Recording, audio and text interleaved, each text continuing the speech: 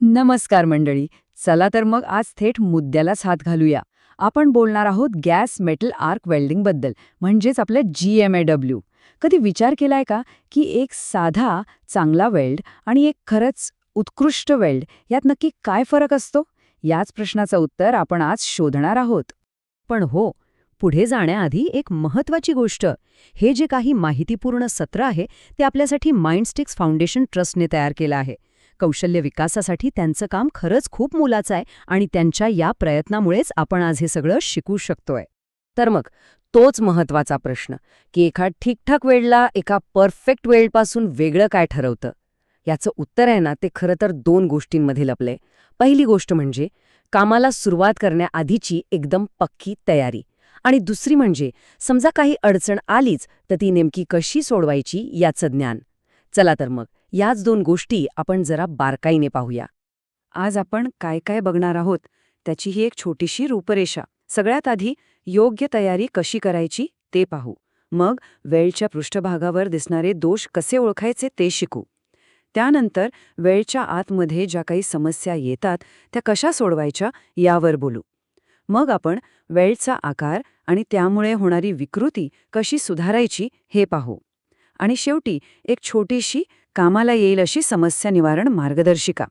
चला तर मग सुरुवात करूया. ओके, तर पहिला विभाग, आणि खरं सांगायचं तर हा सगळ्यात महत्वाचा टप्पा आहे. का माहितीये?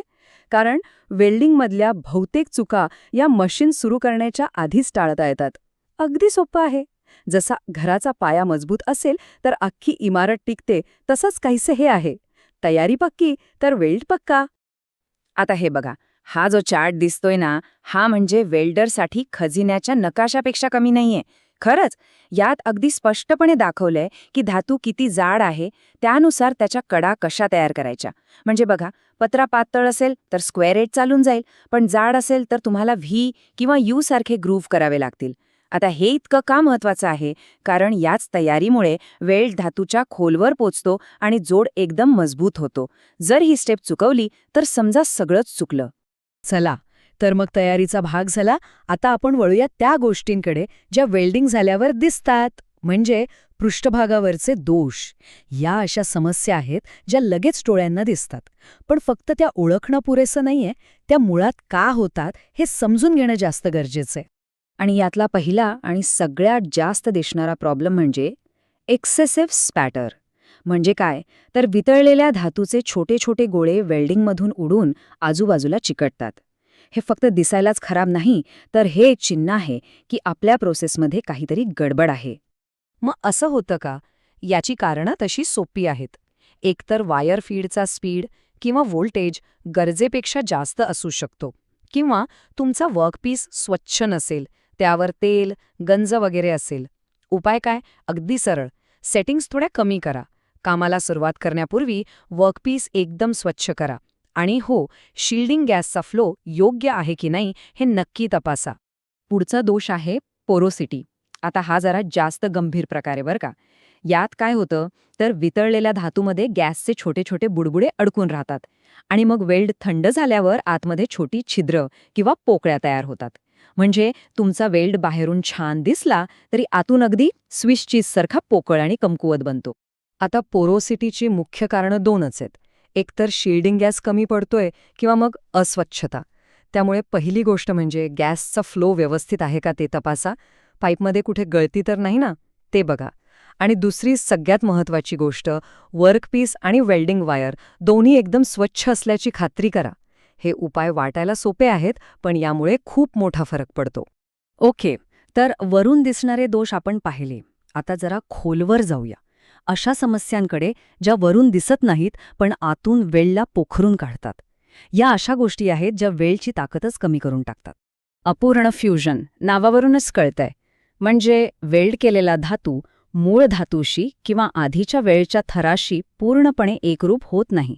त्यांच्यामध्ये एक फट किंवा गॅप राहून जाते, आणि हाच तो कमकुवत दुवा, ज्यावर थोडा जरी ताण आला की तो तुटणार. हे का होतं? याचं मुख्य कारण म्हणजे एकतर उष्णता कमी पडतीये किंवा मग वेल्डिंग करण्याची पद्धत चुकीची आहे. अर्थात वर्कपीस स्वच्छ असणं तर बेसिक आहेच, पण त्यासोबतच योग्य व्होल्टेज निवडणं खूप गरजेचं आहे. आणि हो, तुमच्या गनचं अँगल, तो नेहमी 0 ते 15 डिग्रीमध्येच ठेवा. तरच उष्णता बरोबर तिथे पोचेल जिथे तिची गरज आहे. उष्णतेचं गणित म्हणजे ना ते अगदी नाजूक असतं. ती खूप जास्तही नको आणि खूप कमीही नको. कारण उष्णता जास्त झाली तर एक प्रॉब्लेम आणि कमी झाली तर दुसराच. इथे बघा, एक्सेसिव्ह पेनिट्रेशन म्हणजे गरजेपेक्षा जास्त उष्णता आणि लॅक ऑफ पेनिट्रेशन म्हणजे उष्णतेचा अभाव. या दोन्ही चित्रांमधून हे स्पष्ट दिसतंय की उष्णतेच्या कमी जास्तपणामुळे वेलच्या आकारात जमीन आसमानाचा फरक पडतो. म्हणजे हा सगळा बॅलन्सचा खेळ आहे. उष्णता जास्त झाली तर वेळ धातूच्या आरपार जातो. याला म्हणतात एक्सेसिव्ह पेनिट्रेशन. हे टाळण्यासाठी व्होल्टेज कमी करा. आणि जर उष्णता कमी पडली तर वेळ फक्त वरच्यावर राहतो, आतपर्यंत पोहोचतच नाही. याला म्हणतात लॅक ऑफ पेनिट्रेशन. अशा वेळी तुम्हाला व्होल्टेज वाढवावा लागेल. सोपं आहे. चला, आता आपण शेवटच्या विभागाकडे आलो आहोत. ह्यात आपण त्या दोषांबद्दल बोलूया जे वेल्डच्या फिनिशिंगवर म्हणजे तो कसा दिसतो यावर आणि मूळ धातूच्या आकारावर परिणाम करतात. कारण एक चांगला वेल्ड फक्त मजबूत असून चालत नाही, तो दिसायलाही एकदम स्वच्छ आणि नेटका हवा. बर्न थ्रू म्हणजे काय? तर उष्णतेमुळे वेल्ड धातूच्या आरपार जातो आणि तिथे अक्षरशः एक होल पडतं. ही समस्या विशेषतः जेव्हा आपण पातळ पत्र्यांवर काम करतो तेव्हा जास्त दिसून येते. आणि याचं कारण काय?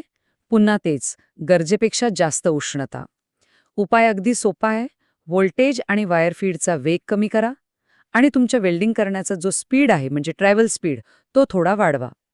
म्हणजे एकाच ठिकाणी जास्त उष्णता जमा होणार नाही.